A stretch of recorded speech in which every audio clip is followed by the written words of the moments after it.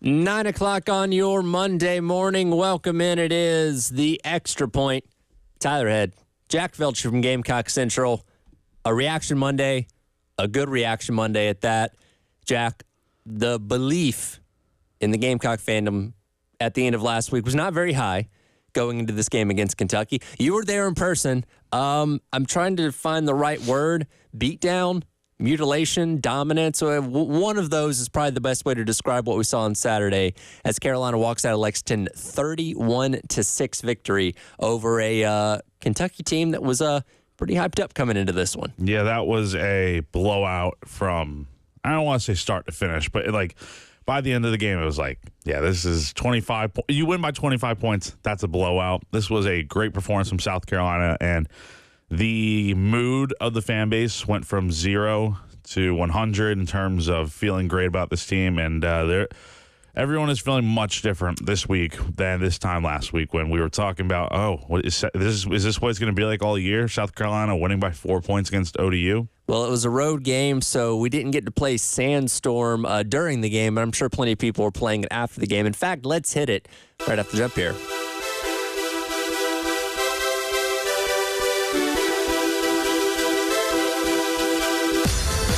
It's time for your 9 a.m. Sandstorm Pick-Me-Up, brought to you by South Carolina's largest injury law firm, George Sink Injury Lawyers. If you've been hurt in the car or at work, call George Sink now at 803-ALL-9s. I don't think Kroger Field was playing Sandstorm, but if this was a home game, this would have been bumping quite a bit because plenty of things to celebrate from Saturday. Oh, man, it was a great time being there. Just seeing all the Kentucky fans that, were so hyped up, ready to go, talking all that smack, and then they lost, and it was a good time. I mean, South Carolina played very well, and you got to give them credit. It's a tough atmosphere to play in because, Kroger Field was electric to start at the day, but by the end, it was like halfway full. They had their sunglasses on. Oh, yeah. Like, they were feeling themselves going into this game, and I got to give credit to you and our guy Mike Uva because I believe you're the only two on picks on Gamecock Central last week that actually picked South Carolina to win. That's right. Yeah, shout out to me and Uva because I guess we know ball just because we picked South Carolina. But no, look, I thought this team, it's easy to see why you would pick against South Carolina because of the way they played last week, but it's a one-game sample size. It's like, all right, if they get the passing game going and they find a way to get some short passes going and connect, and Sellers is better at reading the field, things can go well. And that's really what happened on Saturday. Lenoris looked a lot more comfortable in the pocket, and that's why you saw him make a lot better throws. So it led to the results that you got. Couple that with the great defensive performance. And Beamer was actually kind of vocal about that after the game. Ed, can we start off with cut number 12 here? This is him addressing what he described as some lazy narratives around the team this week going into this game against Kentucky.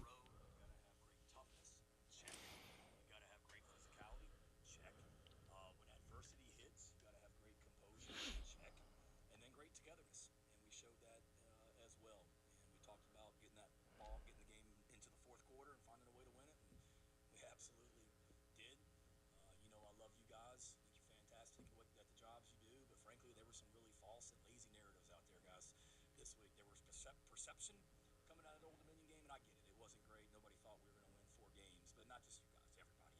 I get it. That's why the line, not that I pay attention to gambling lines, but that's why the line continued to get bigger this week, I think, for Kentucky as the week went. I apologize if I just completely violated all protocols, Commissioner Sankey, but there wasn't a lot of belief in this program or in this team coming in here to be able to do what we just did against a really good team that has a veteran defense, I think 10 returning starters, great players, high draft picks, talented receivers. But I told our team on Tuesday that there's perception and there's reality. And the reality was we got a good football team. Reality is that we played really good defense against Old Dominion last week. Reality is we started 3 true freshmen on offense last week and a redshirt freshman quarterback, and they would continue to get better. Reality is that we're really good on special teams. We got a big-time punter, as we showed today. And ultimately, reality is we got great belief. The 74 young men that came up here, the coaches and staff, this isn't like some surprise. We truly, expected to win this football game. Knew it was going to take a lot. Knew it was going to take all of us, all 74, and we certainly were able to get it done. And look, I get where he's coming from. We weren't wrong for doubting this team, though. I mean, the one-game sample size that we had against Old Dominion, offensively speaking, was not great. And when you look at what, again, in an abbreviated game, Kentucky had done to Southern Miss, I mean, again, we all picked, if for the exception of you and Yuva, we picked against them for a reason because we didn't see what we wanted to see in game number one. I'm glad they proved us wrong, but I don't think we're wrong for thinking what we thought going into it. Yeah. The 99.8% of you guys that all picked, it wasn't just the staff picks. It was national media too. And I think it was Pat McAfee and Michael Phelps that also picked South Carolina. That's right. Well, on Phelps College Game is Day. A big fan of the Columbia area, as we know. So I mean, look, I understand why people didn't pick South Carolina. I understand why people didn't believe because you didn't see, like you said, you didn't see what you wanted to see in that first game. But there's a lot of reasons why that first game went the way it did. Lenore Sellers' first career start. A lot of nerves. He tended to just run out of the pocket instead of staying poised and making throws. Obviously, that changed this week, and he was a lot better. It wasn't the best performance, but it was a much better effort than he had last week, and it made a big difference in the game. And, I mean, look, you can never count out South Carolina, at least for right now, simply because of their defense. I think the way they play with that physicality and toughness out there and the just IQ they have for making plays, it's really high and should be commended because if South Carolina's going to win a lot of games this year, it will simply come down to the way they play defensively. And that's what stuck out to me because 10-6 game at halftime, Carolina goes up 17-6 in the second half. And, 17-6, that's only two scores. That shouldn't be a margin, especially in the SEC where you feel like, yeah, they're probably going to win the game now, in the third quarter. But with what the defense had done up to that point, I really didn't have any doubts, even only up 11, that, Carolina's probably going to win this game because Kentucky, outside of, some runs up the middle, couldn't do anything on offense. I mean, Brock Vandegrift looked like, a walk-on that was thrust out there and couldn't handle the spotlight, compared to what he was doing a week ago. Yeah, that might have been one of the worst performances I've ever seen from a quarterback being live there for a game. It was horrendous. And it's not all on him, but you could tell right away in that game. I mean, South Carolina had 3 sacks by the end of the first quarter. And you could tell there was a reliance on the run game, but when he was throwing the ball, it was just everyone was in his face. Mm-hmm. His offensive line stunk. And when he did get a throw off, it was sailing out of bounds most of the time. By the second quarter, I mean, you could tell that they were all about the run. And that's when South Carolina's defense knew they took it away. I think at one point, Kentucky, I was going back and counting it up. I know they had an 11-play drive that led to a field goal where they only went run. Yep. They had 7. They ran it 18, 20 times in a row? I believe. One point? I think I counted it up. I think it was 17 plays in a row where they just ran the ball. It was insane. And I think I asked TJ Sanders and Nikki Minwari about it after the game, and they were like, yeah, we knew once they started subbing in their backup quarterback who can run a little bit more, that's when they knew, he's not going to – Vandegrift's not going to be throwing the ball much at all. You only saw him have 3 completions. Vandegrift's final stats, 3 of 10, 30 yards, a QBR of 1.2. And don't forget the pick 6 to Nikki Minwari in the fourth quarter. That was... He completed almost as many passes to Carolina defenders as he did to his own team. Yeah, and so people want to talk about the fact that, Lenore Sellers, they want to question him so much coming into this game because it's his first SEC road start, and how's he going to respond after last week's performance? Let's not forget, I think, and Beamer brought this up, this was Vandegrift's first SEC start as well at Kentucky. So it's not like Sellers is the only one going through this. And you saw that, after this game, Kentucky has a real issue at quarterback, and it's something that is not going to be corrected right away because you got mighty Georgia coming into town this week. And that's why, we talked about this all week following what the guys at KSR and a lot of the Kentucky contingent were saying about their team after a 35-minute game against Southern Miss the week before. Well, yeah, Vandegrift looked great. But, again, this was going to be his first SEC start. This was going to be a much better team that he was facing in South Carolina. So I think they needed to be a little bit more apprehensive and pump the brakes a little bit. And that, to me, is where the dominance of this win can't be understated, because if you go in there and you beat them, let's say it's like Old Dominion, you beat them 23-19 or some kind of close game like that, then the Kentucky, contingent's going to be able to say, well, if this penalty doesn't happen, if this doesn't happen, these small little things, then maybe we win the game. When you go out there and beat them by 25 points, they can't do anything but blame themselves. And that's the narrative that they're talking about coming away from this game, is how pathetic their team looked, how bad their offense looked. They're now ready to run Bush Hamden out of town. They're talking about, Mark Stoops' buyout being $40 million. Like, they are completely down on themselves, and South Carolina did that to them on Saturday. And it's crazy because if they won that game, they would have been getting College Game Day this weekend. They would have been talking about making the playoff. Oh yeah, and for sure after that game. I mean, I can't confirm it, but for sure after that game, Mark Stoops would have been wearing some sunglasses on his head, dancing at the 50-yard line. Like, it would have been like the Super Bowl out there for that team. So, look, South Carolina, there was never a moment during that game where you felt like, oh, this play happened and it was the wrong call. It was Bush League and Kentucky got screwed over. No, South Carolina just simply dominated this game from start to finish. Yeah, it was close in the first half, but once you outscored them 21-0 in the final, the second half of the game, it was just absolute dominance. And you got to give credit where it's due, because I don't think anyone expected this team. Some expect them to win, but not by 25 points. That is a tremendous momentum builder for this week. Needless to say, they cover that 8.5-point spread going in. Oh, yeah. And then some. Yeah. The betting people out there are feeling real good right now about it, or they're feeling terrible because they thought Kentucky was going to be the real deal this year and cover. But alas, that was just nowhere near the case. Well, we're all certainly feeling good about Carolina's win from Saturday. If you want to weigh in on it, text us 803-404-6100 or call us at the same number. Again, 803-404-6100, as it is a Reaction Monday. By the way, Shane Beamer's presser coming up tomorrow, as we do each and every Tuesday. We'll have more reaction to the win and start looking ahead to LSU this upcoming weekend. We've got plenty more to dive into. We'll dive into more of what Lenore Sellers did on Saturday and how impressive he was in his first career SEC road start. It is the Extra Point. I'm Tyler Head. He is Jack Felcher from Gamecock Central on your Reaction Monday here on the Game.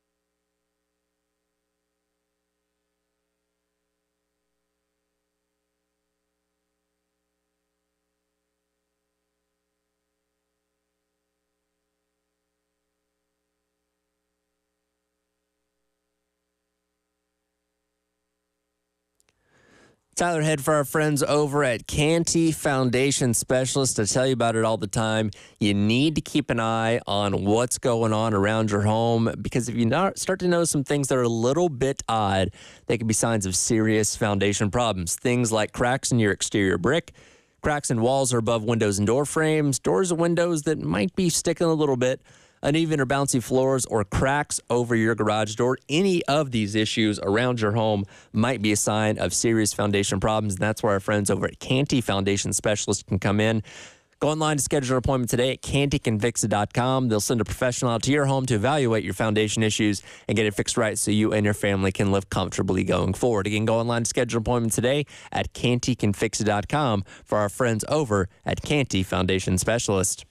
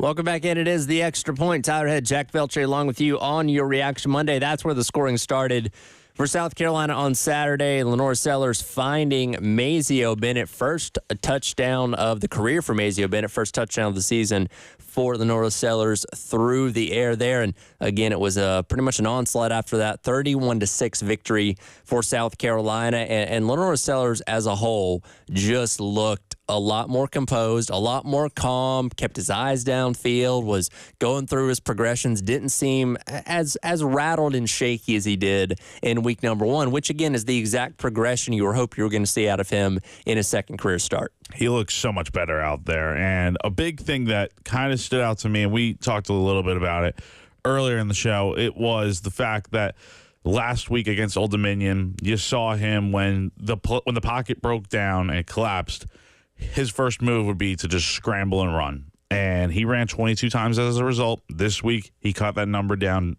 significantly, only running 7 times. And he didn't even finish with any. Some of those count as the sacks count for some of those. Yeah, so true. Designed runs. Designed runs. Very limited. Very limited, yeah. So good point on that. But instead of just scrambling out of the pocket as much as he did in week 1, it was instead, okay, pocket collapses, someone's coming in my face, let me step up, move over if I need to, and make a throw. And the throws that specifically stood out to me were the ones to Mazeo for long gains. You saw the 24-yard touchdown pass to open the game, and that was, going out to the left a little bit. He has a tight end in front of him. He could maybe throw to him, but he's got a defender on him.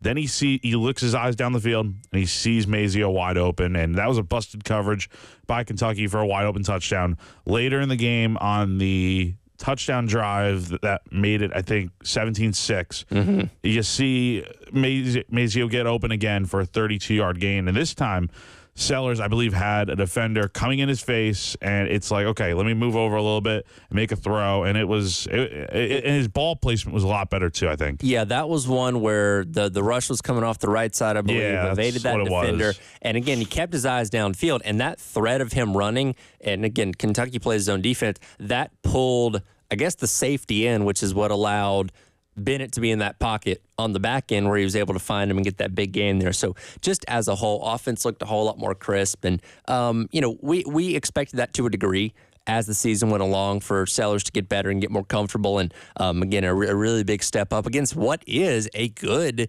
defense in Kentucky, especially a defensive front that, did bear down on Lenore Sellers. And there are some things to still work there when it comes to the offensive line, but all in all, no complaints, as a whole for what we saw on Saturday. And it wasn't like the best offensive performance we've ever seen. Like, he went 11 of 15 for 2 touchdowns. He had an interception. His ball control was a little rough at times, where he had 4. I think South Carolina had a few fumbles, and they were all recovered, though, fortunately, by South Carolina. But he did throw an interception. He threw an interception through too. Peyton Mangrum.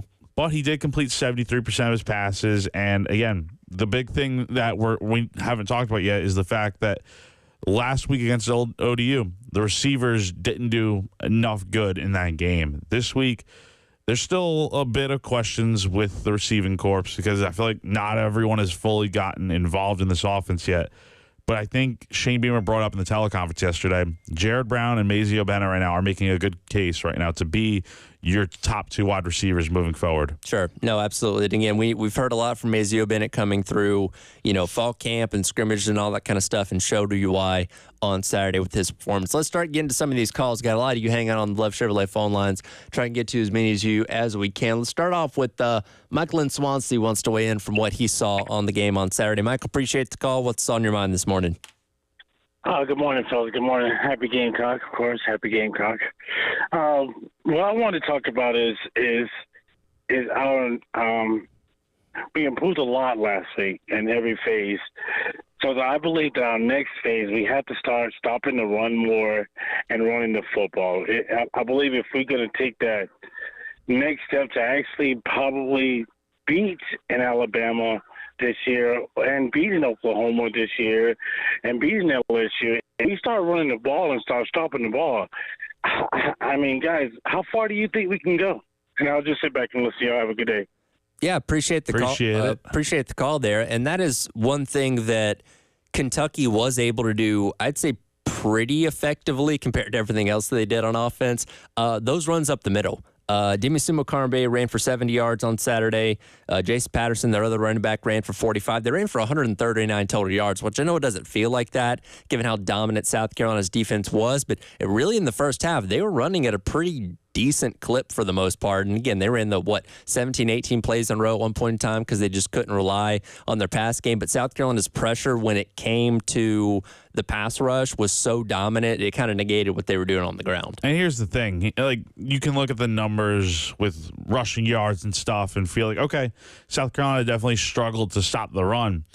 But when it really mattered, I mean, the big number that stands out to me is the 0 in the touchdown category. No touchdowns for Kentucky in this game. Only field goals. South Carolina, when it really mattered, when they were, regardless of the fact that they maybe let Kentucky run deep into their own territory and stuff and get close into the red zone, South Carolina stepped up and made plays when it mattered on third down and stopped the run. And I think that is what really matters, is that South Carolina was able to step up to the plate when it mattered most. Yeah, maybe they get up a few long runs here and there, but for the most part, it was like, you took the passing game out of it. Eventually, you were going to find a way to make plays in the run because that's all Kentucky was doing, and you did, and you held them to field goals. So that's what really stands out to me on the defense. And on the flip side of that, I think we're still waiting for South Carolina's emergence running the ball themselves. Rocket Sanders led the way, 13 carries, 54 yards, and the 1 touchdown. A perfectly fine day, much like he had, last week when South Carolina just ran the ball a week ago, which is why their numbers were as good as they were. I don't think we've seen like that breakout, hey, there's what we need to see truly from the running game type perspective, which you hope is going to come. Again, the offensive line, still a little bit of a work in progress. I would say the running game is better than it was a year ago, certainly. But I don't think it's something we can, hang our hats on just yet. They felt a lot more balanced this week, I think, was the big thing that at least stood out to me, because I think there were a lot of times where, they could have maybe ran the football a little more here and there, but for the most part, it was a good split of running the football when you need to, but also making sure you're getting the passing game more involved and trying to get those explosive plays, which, of course, they did from time to time. You would like to see Rocket Sanders get more carries. I mean, only 13 rushing attempts for 54 yards. Did have a touchdown. Should have been I think it was like a 21, 22-yard touchdown that he should have had. But he stepped out of bounds or got pushed out of bounds right about at the 1. But, I mean, you'd like South Carolina to be able to run the football a little more effectively. But at the same time, you're also trying to figure out, okay, how can we get the passing game more involved? And so it's going to take time to develop the offense. It has since the start of fall camp, more so than the defense. But I think going into this week, the next step for them is, okay, we were able to figure out the passing game a little bit. Now let's continue to do a little better. Let's block a little better so we can find some holes and create gaps, and then maybe that'll lead to them running the football a little bit better. Right, absolutely. Plenty more to get into as we break down South Carolina's 25-point victory over Kentucky on Saturday in Lexington. More of your calls to get to as well on the other side. It is the Extra Point. He's Jack Velch from Gamecock Central. I'm Tyler Head on your Reaction Monday here on The Game.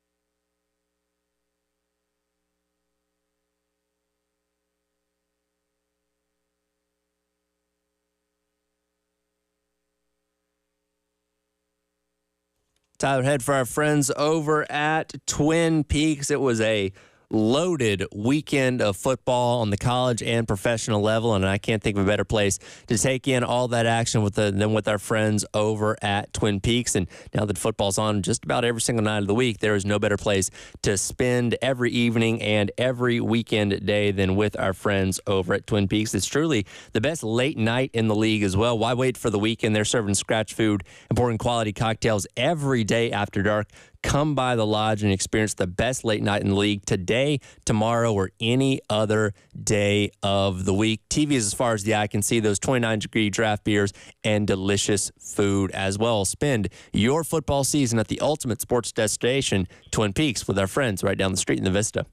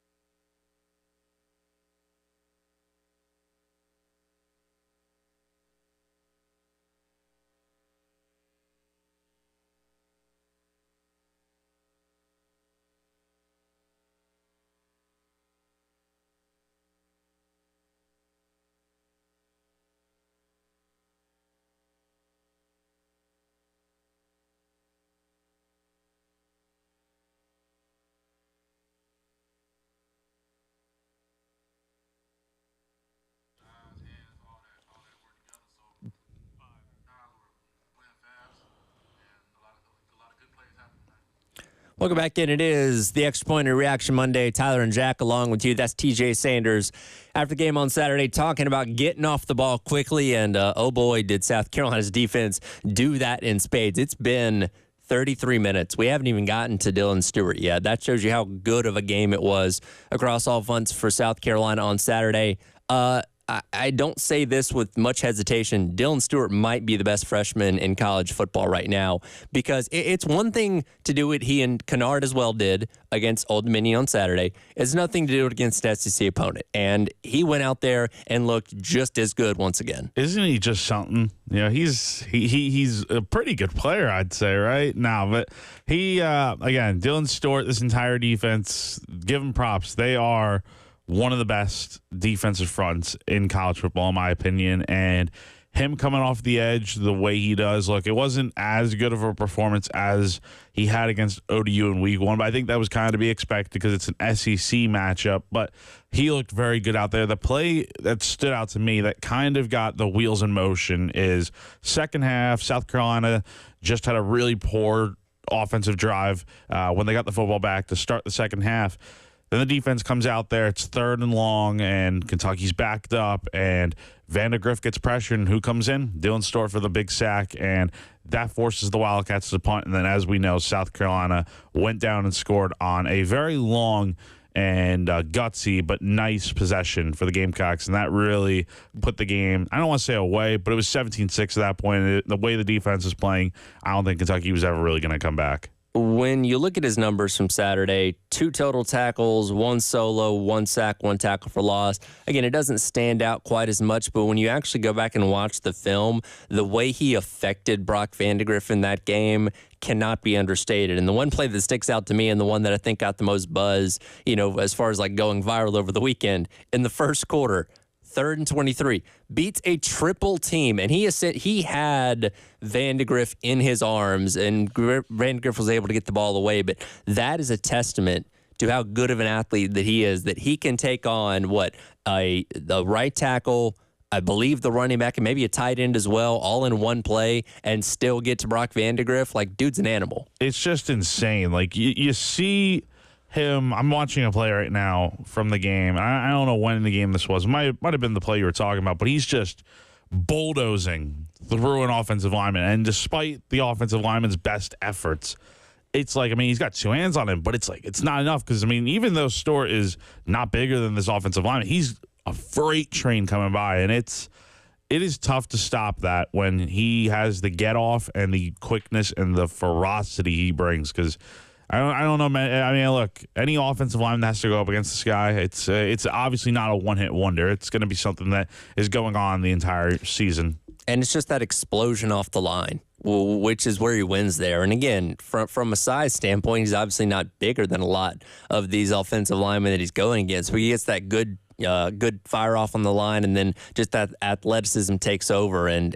again, for a 2-week sample size, he has certainly lived up to the billing of what a 5-star edge is supposed to be. And I'm very excited to see what he does as the season goes along. And the big thing that you're taught in the trenches is low man wins. And when he gets off the ball, especially when he comes around off the edge trying to swim move or whatever the case might be, past an offensive tackle, he's so low to the ground that it's like you could try your best to knock him down, but it hasn't happened yet, and maybe it will, but I don't see it right now. And it's just he gets to the quarterback so quickly when he's lower. It's insane. It's crazy. And it wasn't just him. I mean, DeAndre Jules had some tackles for losses. Debo was flying around. Demetrius Knight the same way. We had the Kilgore and Imawardi interceptions. Yeah, Vakari Swain impressed me a lot on Saturday. I mean, there was one play where he came in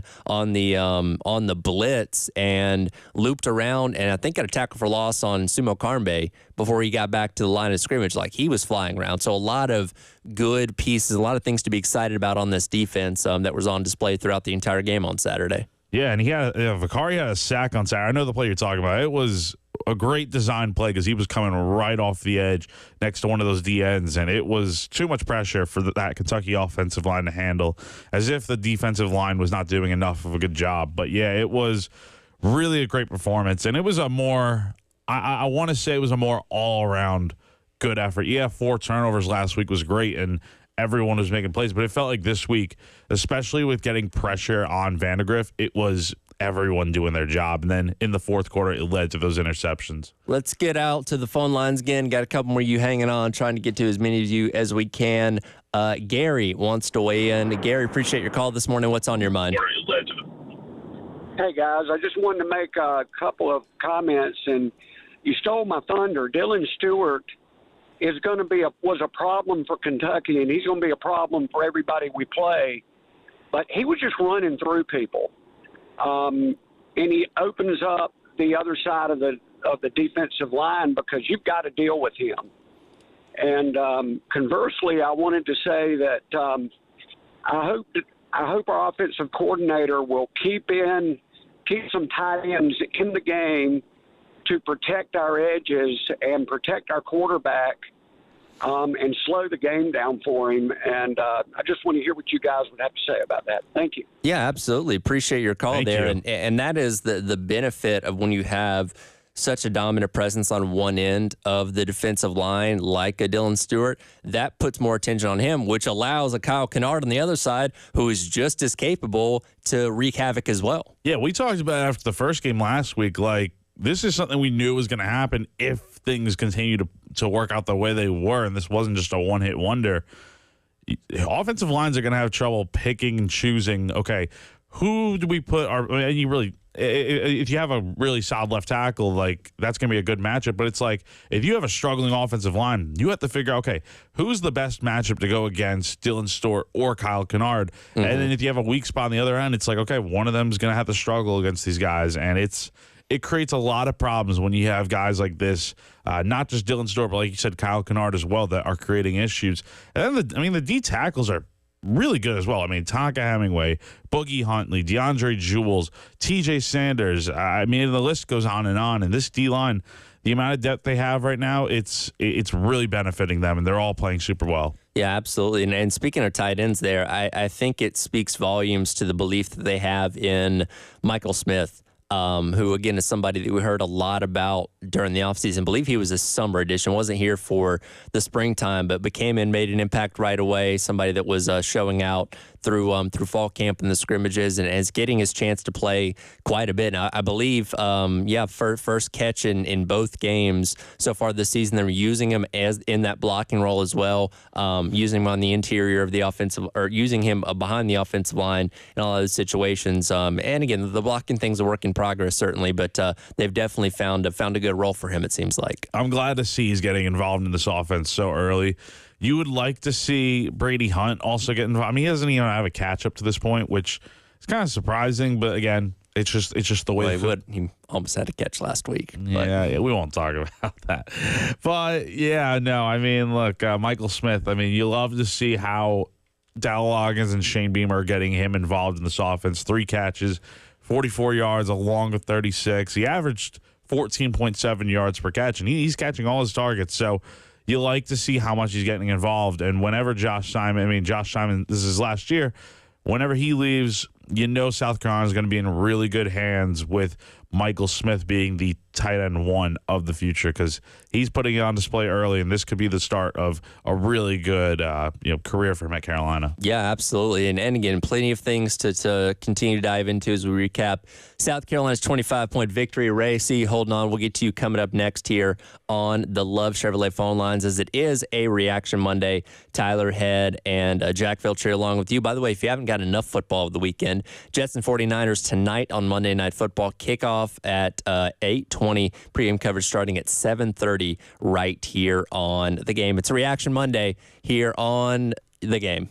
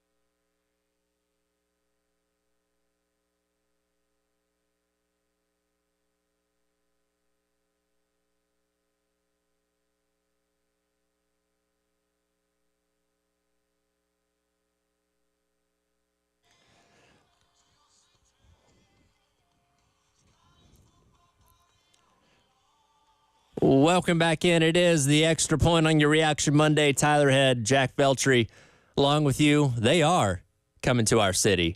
There's a lot of belief up there in Lexington that if they would have beaten South Carolina, they would have gotten game day for Georgia coming into town this weekend.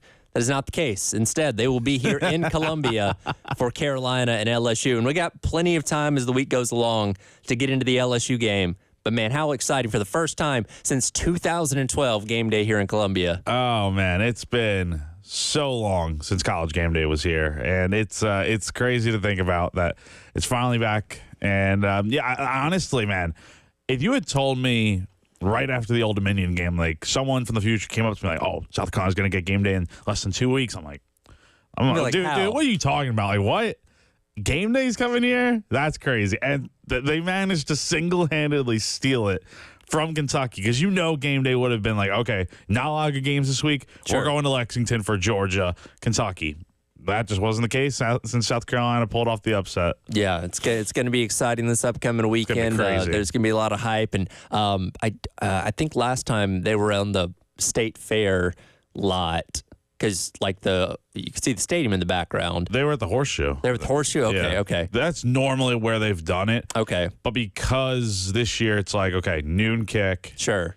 I think if it were a night game, would have been at the Horseshoe. But since it's a noon kick, you got to be closer to the stadium. Right. So Gamecock Park, and that way they can, if they want to do the broadcast at the end inside the stadium, I don't know where they're going to do it inside the stadium. I guess on the field. Yeah, they have the desks set up near one of the end zones or something. It's a little tight around the field, but anyway, so they're going to be at Gamecock Park instead this time around, and it should be a good time, man. It's going to be exciting, and it'll be much easier and convenient for fans to get to the stadium right after. You and I were talking like, who do you get as guest picker? Like Rucker did it last time, and again, he's on the game day song, so it makes a lot of sense. But you kind of like maybe someone different this time. No, nothing against him, but I don't know. Maybe a Dawn Staley.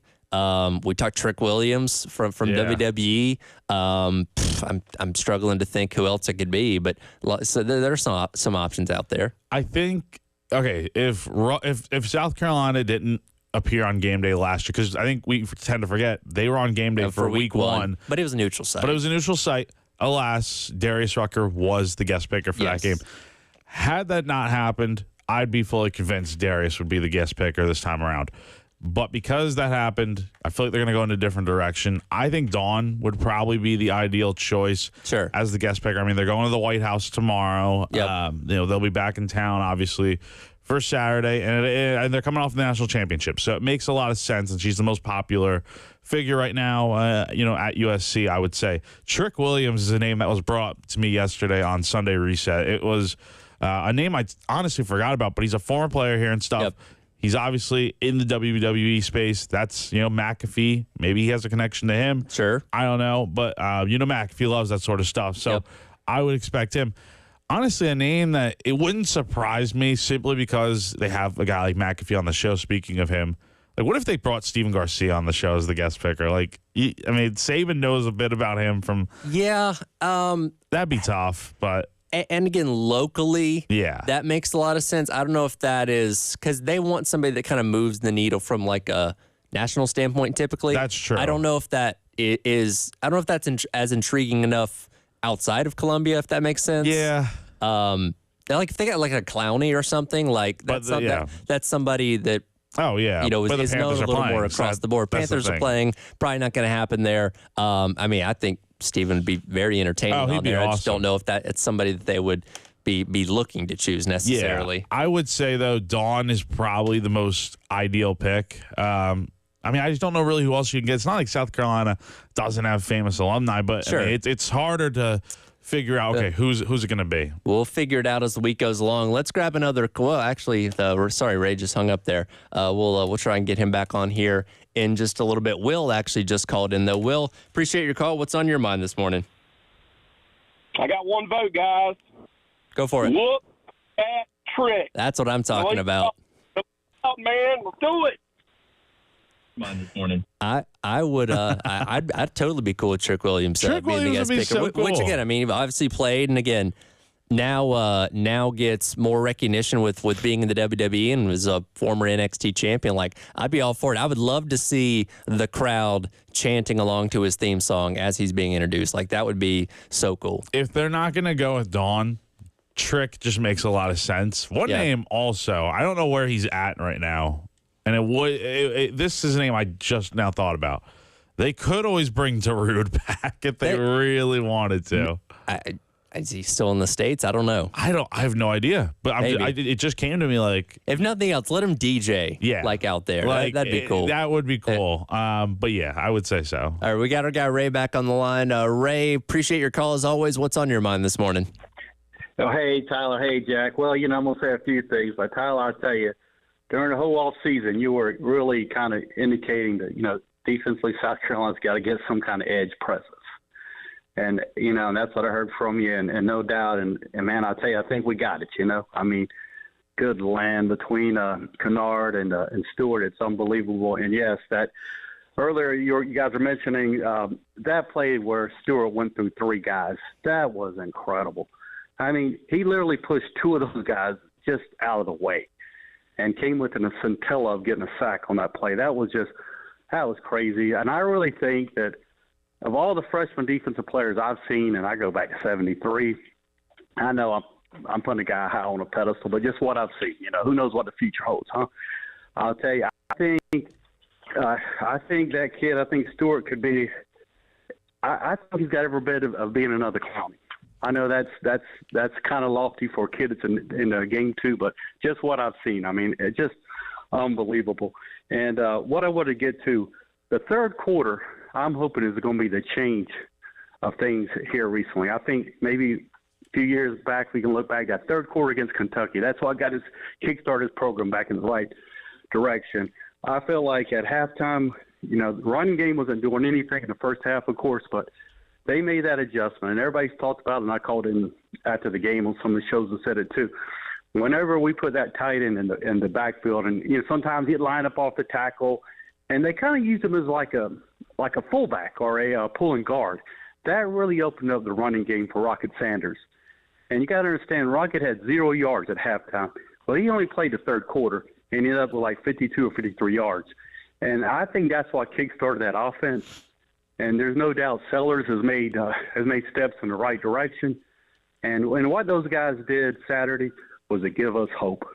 But that third quarter was really nice. I mean, people go back and watch just the third quarter. And I think we had about 120 yards of offense, and it was just – we looked like the team we all wanted to be, of course, But anyway, hey, go Cox. And like I said, it's like, from week one to week two, I know a lot of coaches say that's your most improvement, and sometimes that's just coach talk. But I guess this is a case where it turned out good.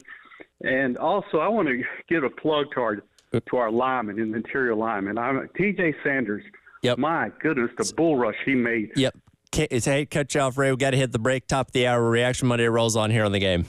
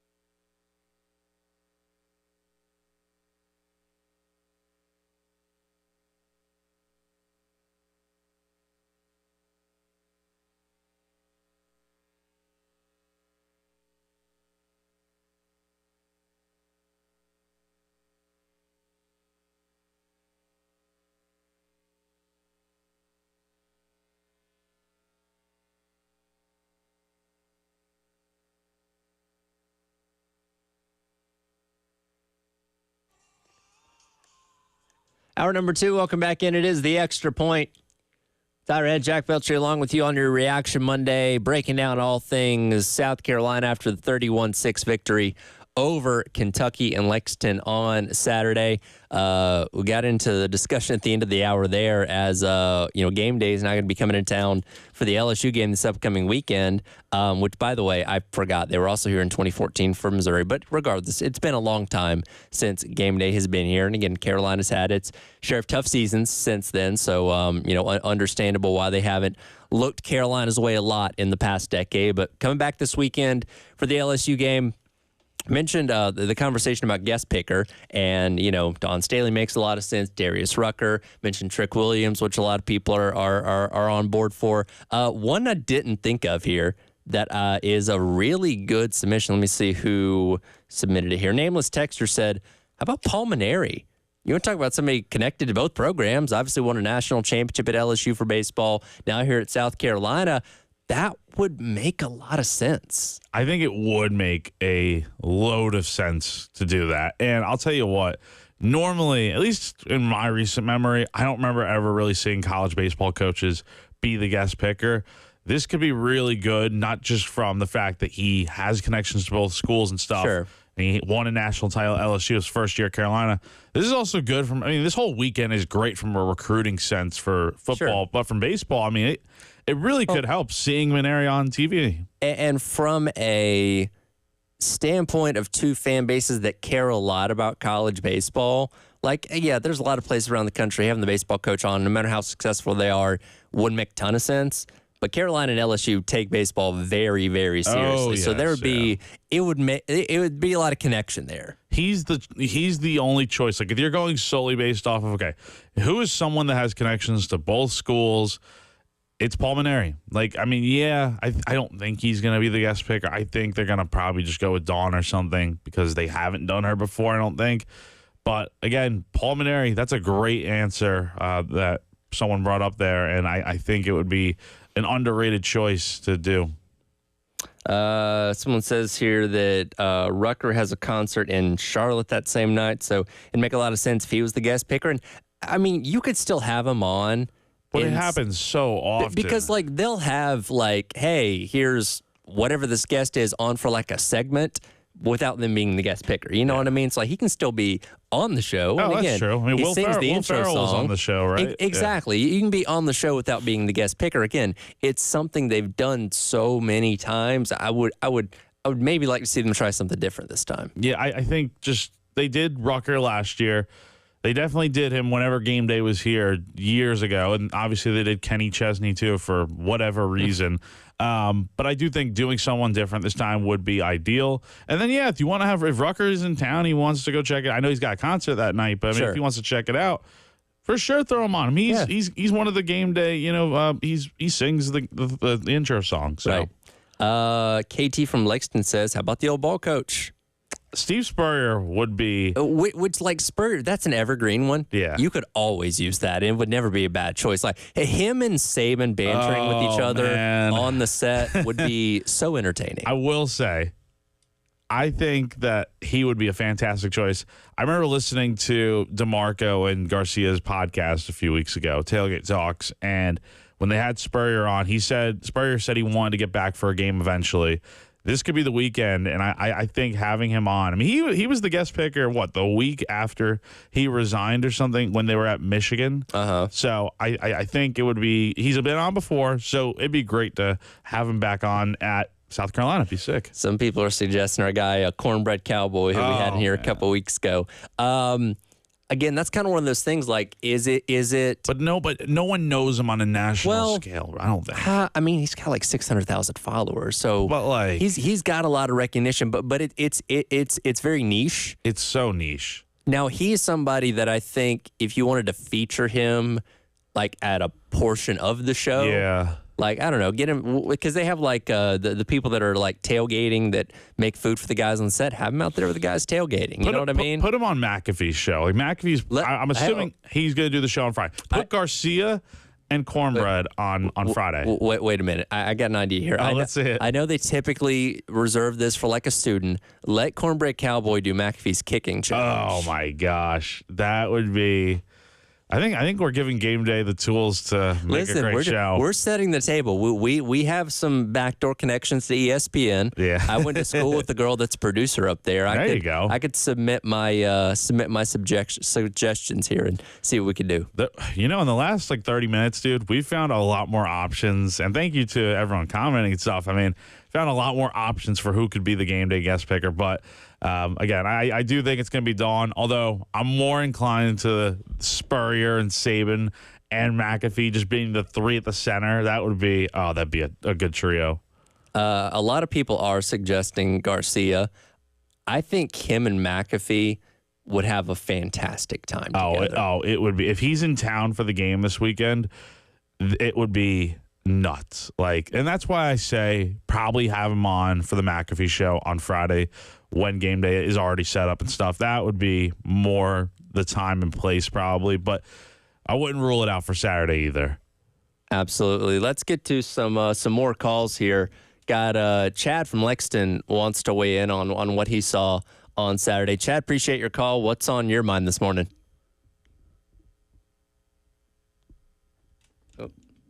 Hold on. All right, we'll try and get Chad on here in just a second. While we work on that, I want to talk about a couple of things that are some slight negatives to take away from Saturday while we work to get Chad on the line here. I mentioned this a little bit earlier. Offensive line still work in progress.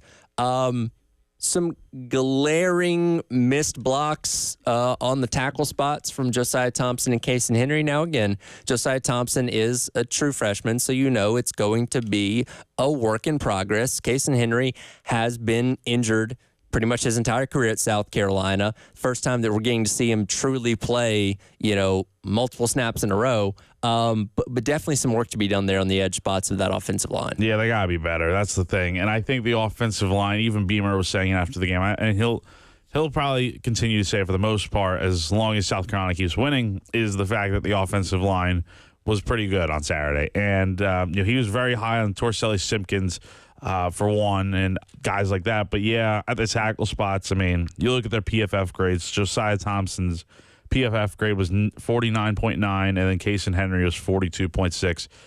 To put it in perspective, the only lower numbers, Casey Henry had the lowest number, but you have Brady Hunt and Lenore Sellers squished in the middle between Thompson and Henry. So you got to be better at tackle. They were getting beat off the edge at times. And Kentucky's defense is pretty good.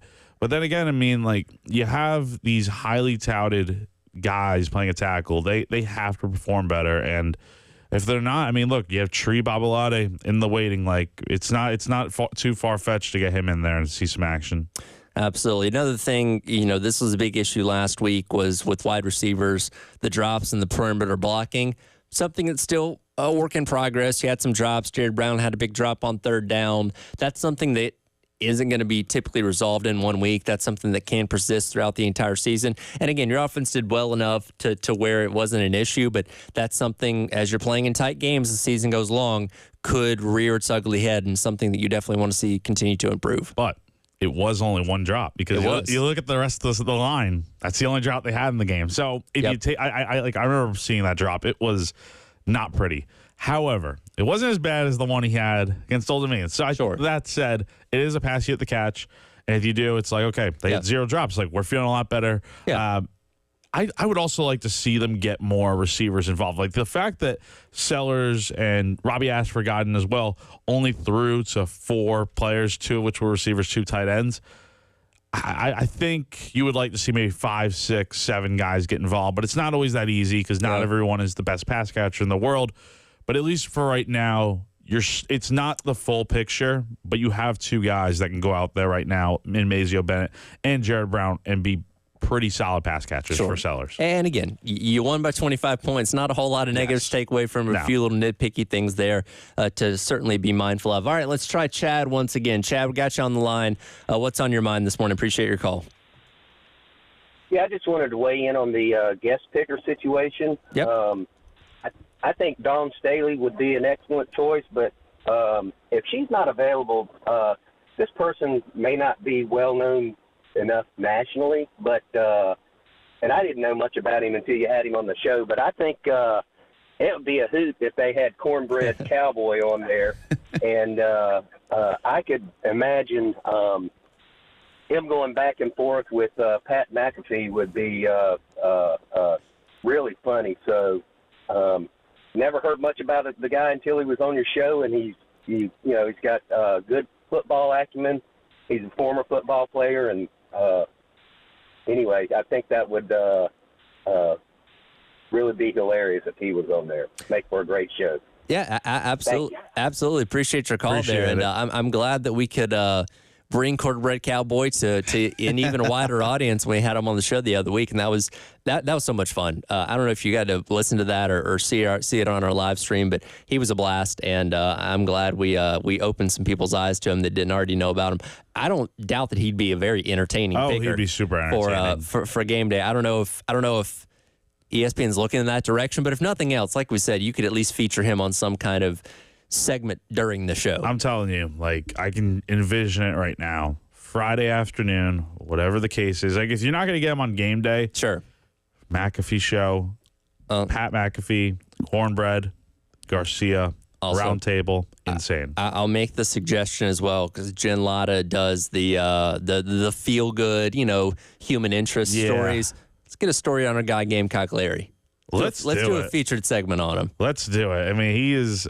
We haven't heard. Is he going to call in today? Well, I haven't heard from him yet. He might have called in from Bill and Preston this morning. Gamecock Larry, hope you're doing well. Hope you're feeling good. And if you want to, certainly give us a call. Want to hear your reaction from Saturday. But if you're talking about a featured story, the ultimate Gamecock fan, Gamecock Larry, I can't think of anyone better. Oh yeah, that would have been awesome. Or would be awesome, I should say. But yeah, no, I think look, we've really come up with a lot of good material for ESPN to work with here. Now it's like we got the whole show laid out, pretty much. Honestly, they got a lot of choices out there, and it'll be good to see because it's not just Darius Rucker. It's like you could go with some other people out there. Which, by the way, before you go over to the game day set, you can come hang out with me and Elijah doing our pregame show from 7 until 9 at the Party Lot at Sound and Images. We're getting you set for game day after that. So come by and see us, then you can go hang out at game day after that. Oh, man, 7 to 9? That is going to be... It's perfect. Oh, that's going to be awesome. So going to be an exciting weekend and plenty more to break down as the week goes along for the LSU matchup. But we're continuing to react to South Carolina's victory on Saturday. We'll dive into a little bit more of what else happened around the world of college football as well. If you want to weigh in, give us a call, 803-404-6100. Also text us on the Firehouse Subs text line at the same number. Reminder, September is Hunger Action Month. The Game and Hardee's are teaming up for Hardee's Roundup. Just go to your participating Hardee's and round up your bill to the nearest dollar amount. All donations go to the Harvest Hope Food Bank for students. Also, you can come out and round up and say hello to the game this Thursday at 100 Creech Road in Blythewood from 3 until 6 p.m. as part of the Hardee's Roundup campaign. Again, benefiting Harvest Hope Food Bank for students. It's Reaction Monday. Jack Felcher and Tyler Head along with you on the Extra Point here on the Game.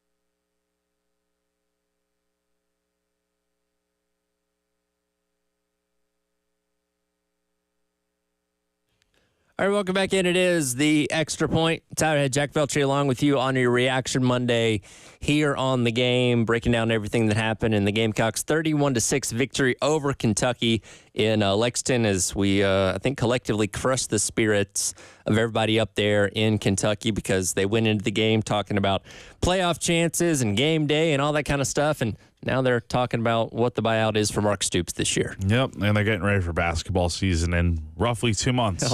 Only 2 months away from Midnight Madness. Oh, gosh, and who knows how that Or I guess maybe less than a month. It'd be end of October, I guess. Yeah, so not too far away. But, yeah, I mean, look, South Carolina did what not many expected them to do. We've talked about before. Not many people picked them. And they went in there. They not just won. They won in a blowout fashion, convincingly, and have just shifted the entire viewpoint of how people perceive this team. And that's why you see game day coming here, seeing the hype and what Shane Beamer's doing. And it's a fan base that has grown to detest South Carolina because, and this goes back to the sunglasses thing a couple years ago, and obviously Carolina getting the best in the past 2 years. I mean, they had their pit vipers on. They were ready to rub it in South Carolina's face on Saturday. If they were able to come out of there with the victory, they didn't, and you were there and saw it in person. That student section was cleared out by the start of the fourth quarter. It was packed at the start. I mean, and Kentucky had a whiteout for this game, and honestly, they didn't do it. I mean, the students did a good job wearing white. The entire fan base in general. It didn't look like a whiteout. No. They didn't get the memo. So it was kind of weird seeing just the students. Then by the end, it's like you see gray bleachers. So, yeah, I don't blame the students for leaving because that was a pitiful performance. And, yeah, I mean, look, I don't know, man. Mark Stoops, didn't he have sunglasses on running out of the tunnel at the beginning? He was ready. You know he was ready for it. He has wanted nothing worse than to finally get one over on South Carolina for the first time since Beamer's first year. And again, it was 2022 when he made those comments at Media Days, and since then he hadn't been able to beat him. Yep. And look, it's karma because look, it's not like Beamer, that whole video thing. That was not directed at Kentucky. No, but that's on Stoops alone for bringing it up. He took a shot out of the blue at him, and since then hasn't been able to beat him. Yeah, it's like, hey, don't talk smack if you can't back it up. So exactly. Yeah. So exactly. Hey, look, it gotta wait till next year now, and this storyline's going to continue to go on every year until Stoops, and if he's even at Kentucky next year. If he's not at Kentucky, this is a long living one. The folks in Lexington got a nice slice of humble pie this weekend, which was nice to see. We called him out a moment ago. Our guy Gamecock Larry was listening. Fortunately, Gamecock Larry, appreciate your time this morning. Hope you're feeling good. How are you feeling coming away from Saturday? Well, I'm going to tell you what, I feel real good, and they still got me immobilized. I can't walk, can't put my feet on the floor, but I've been being well taken care of. But let me tell you, old Wildcat Sammy, give me 14 points. Old Wildcat Sammy, I got a Gamecock cap, I got a Gamecock shirt, I got a Gamecock pants, I got a Gamecock sock, I got a Gamecock shoe. Come on by, put it on, because I'm going to put you on Facebook.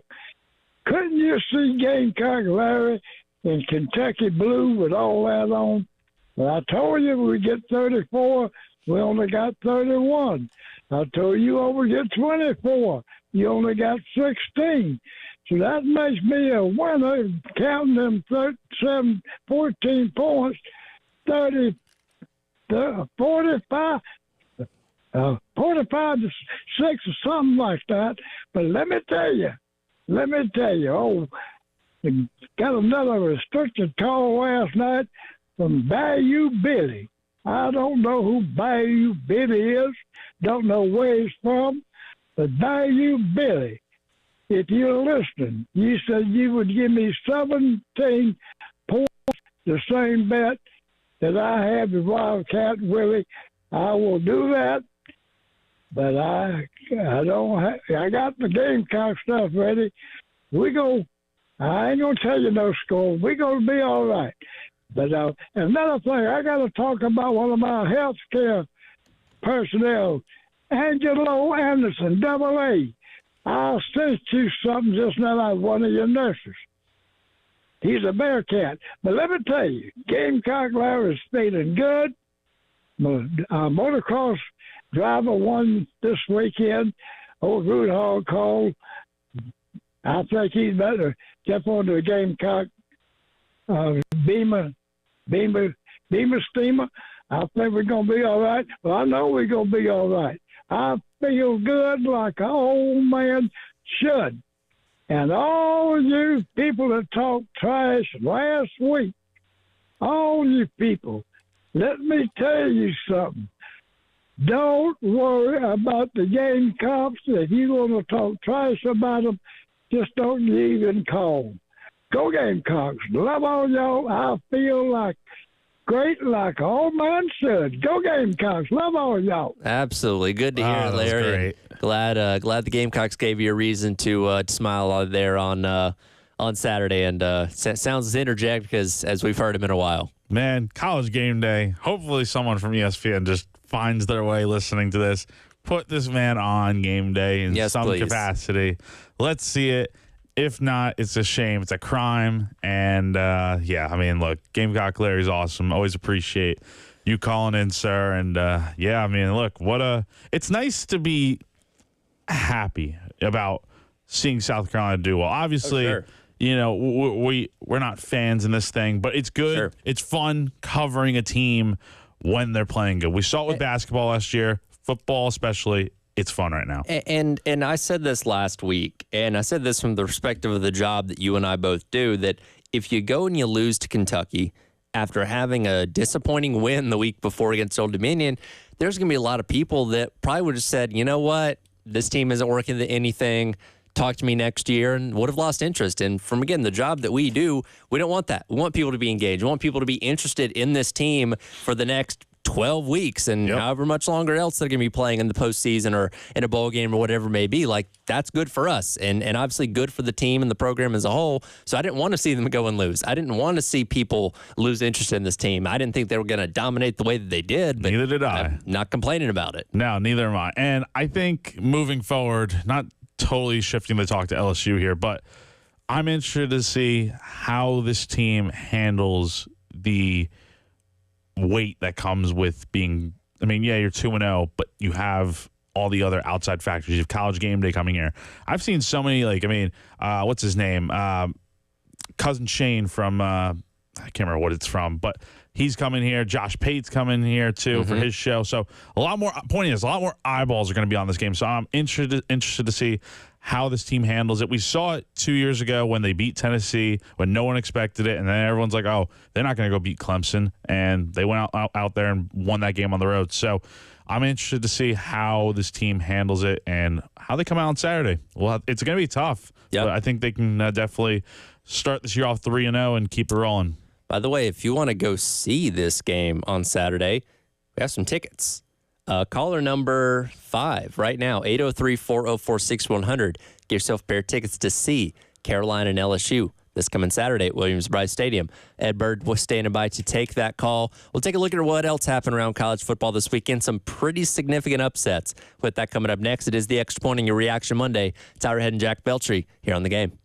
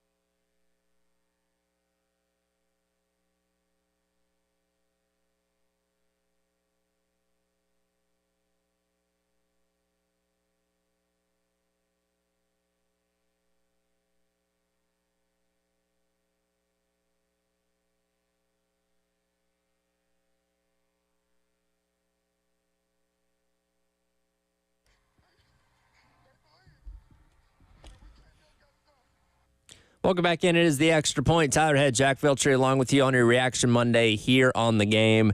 As the voice of Thomas Hammock, the head coach for the Northern Illinois Huskies, who went into Notre Dame Stadium on Saturday, took down the number 5 Fighting Irish 16-14, blocking a Mitch Jeter 63-yard field goal attempt at the very end of the game to secure one of the biggest victories in school history and one of the more embarrassing losses for Notre Dame.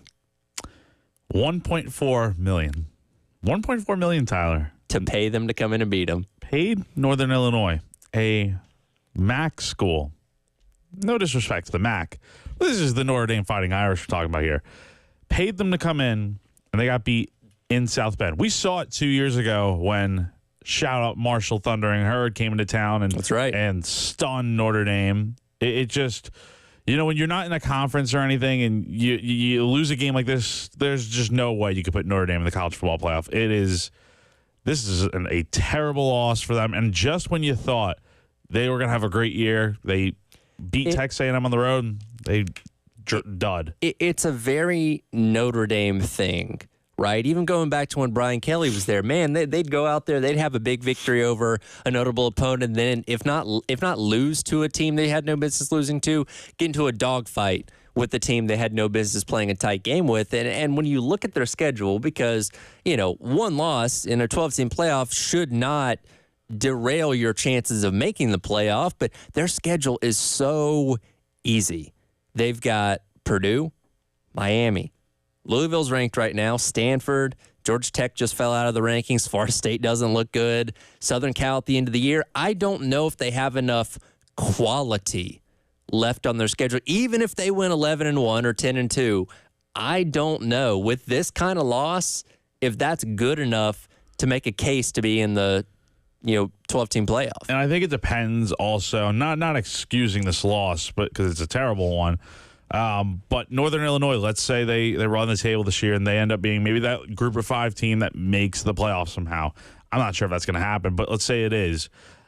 Then I think maybe it's like, okay, if Notre Dame has that one loss and it's to that team, maybe it looks a lot better. But again, this is a game they shouldn't have lost. I mean, Riley Leonard looked terrible. I mean, 2 interceptions, only threw for 163 yards. I mean, their run game was fine, I guess. But, I mean, again, it's tough when your new quarterback comes in, and this is the type of game they have coming off that great win they had in College Station. This is just pitiful for Notre Dame. Yeah, bad loss for them, certainly.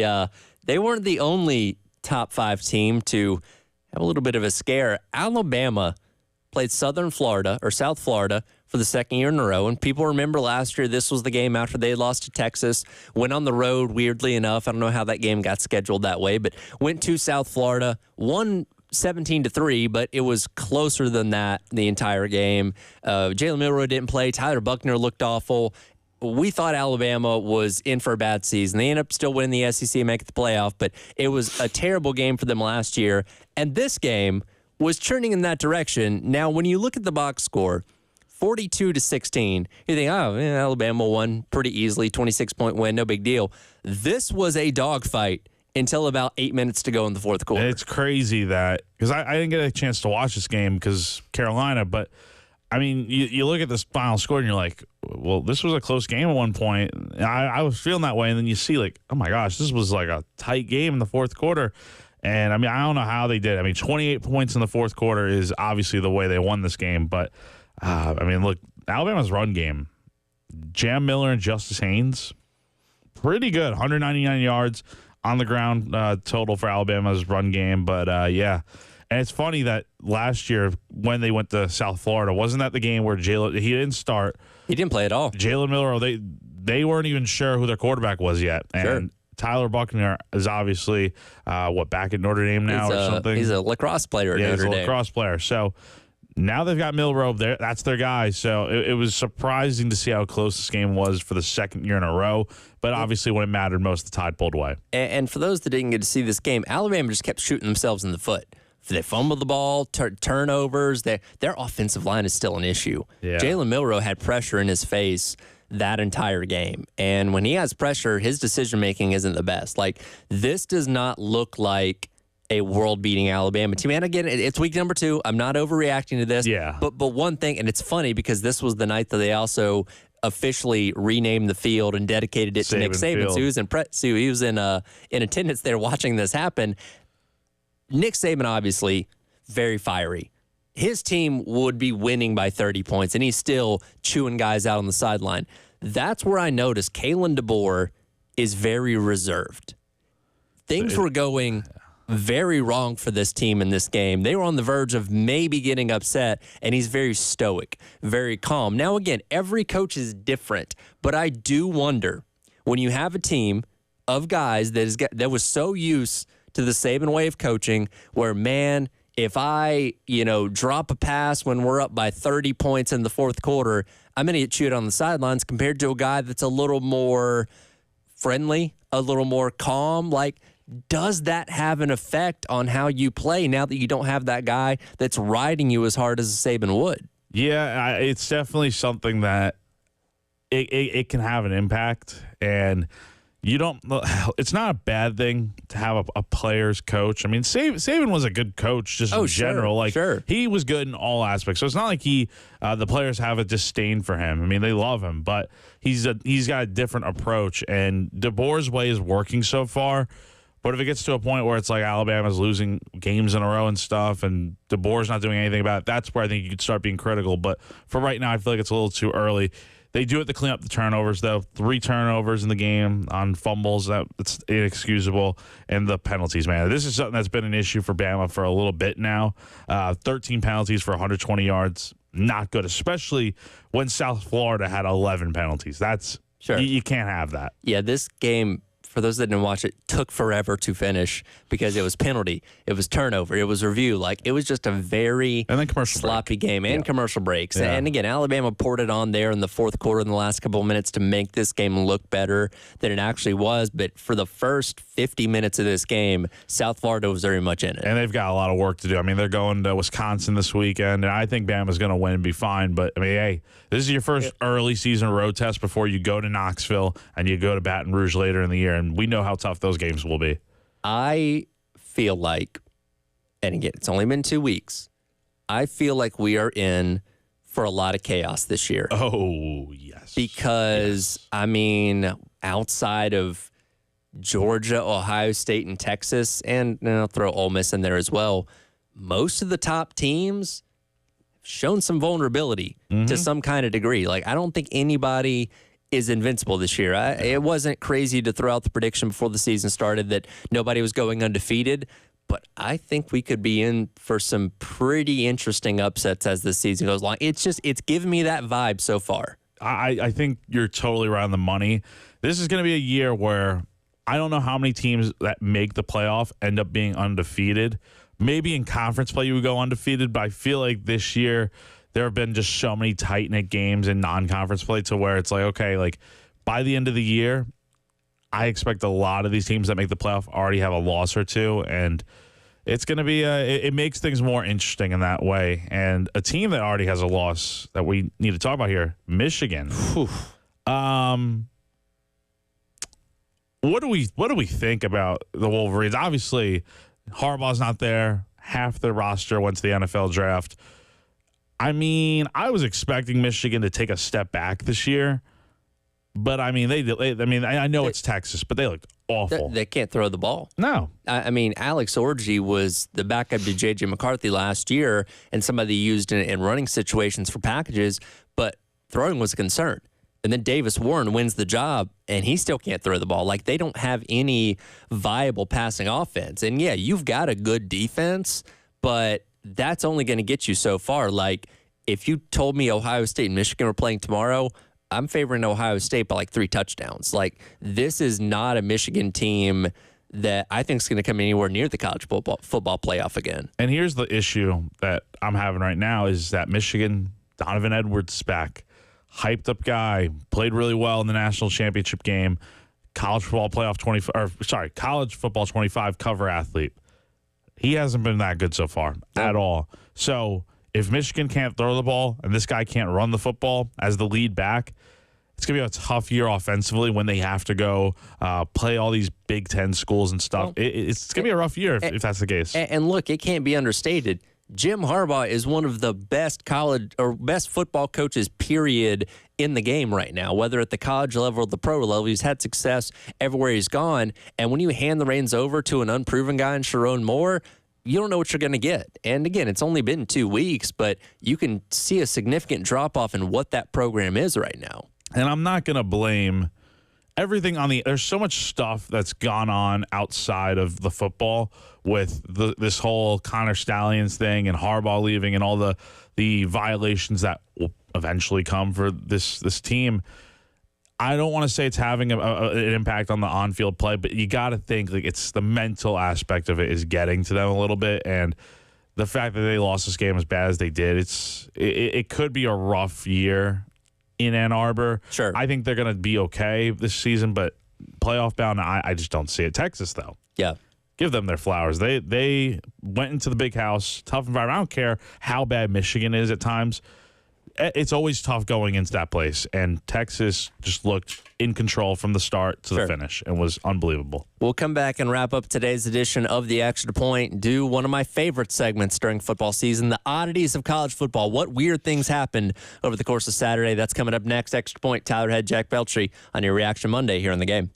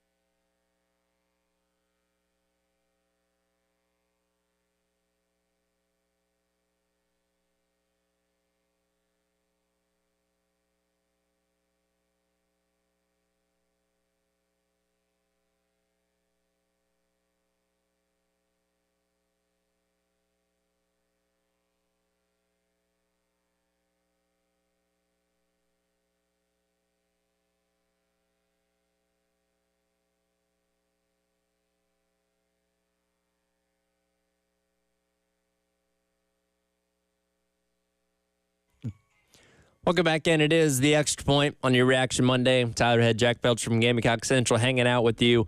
Again, we'll get back into what happened with Carolina and Kentucky. Coming up in a few minutes here with Wes and Chris for the Gamecock Central Takeover Hour presented by Firehouse Subs. But as I like to do every Monday, celebrate the weird things that happen in college football. This game is beautifully bizarre in so many ways. And over the course of the weekend, I try and account for a few notable odd things that do end up happening and make sure they see the light of day for those that may not have seen or heard about them. I want to start off with this because the service academies have always stayed true to run the ball because most of them run the triple option. Army on Saturday had what I think was maybe the most Army drive of all time. They went 96 yards, 15 plays, and took up 10 minutes and 33 seconds. That is unbelievable. That is definitely the most Army drive. I mean, you look at their numbers from Saturday.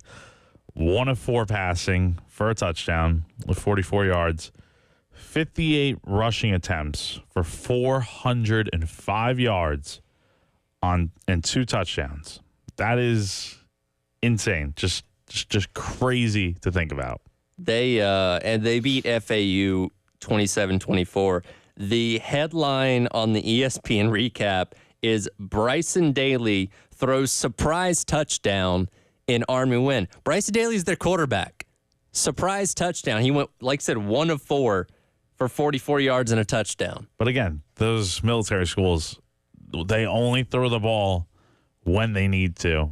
And it's like when it's executed correctly, you see it happen like this. But I mean, that's crazy. One team that did throw the ball really well on Saturday was Arkansas. Oh boy. As they threw for 416 yards, accounting for part of their 649 yards of total offense, and they still lost to Oklahoma State despite nearly outgaining them by 300 yards. I'll tell you exactly why they lost this game.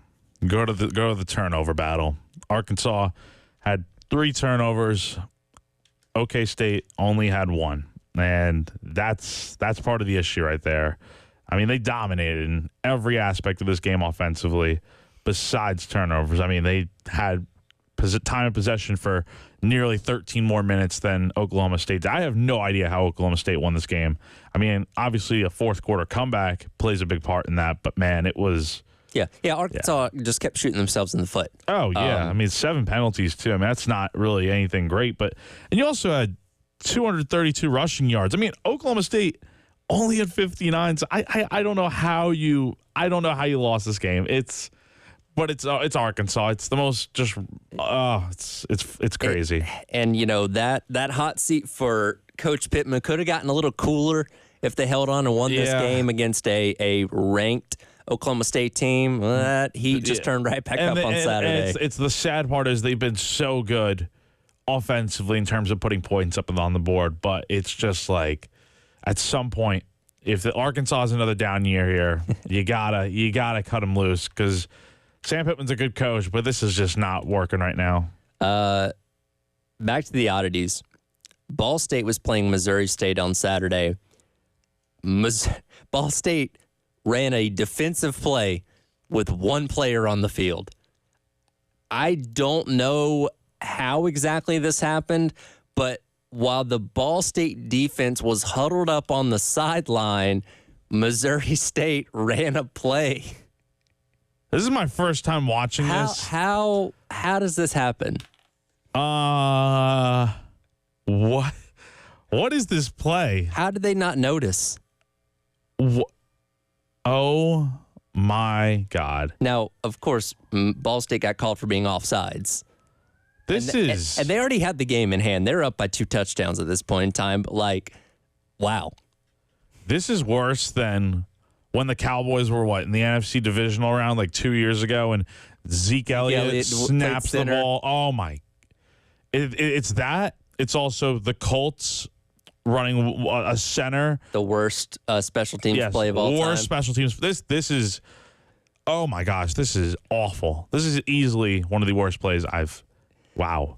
Last one here. We've had plenty of fun talking about Pitbull buying the naming rights to Florida International Stadium.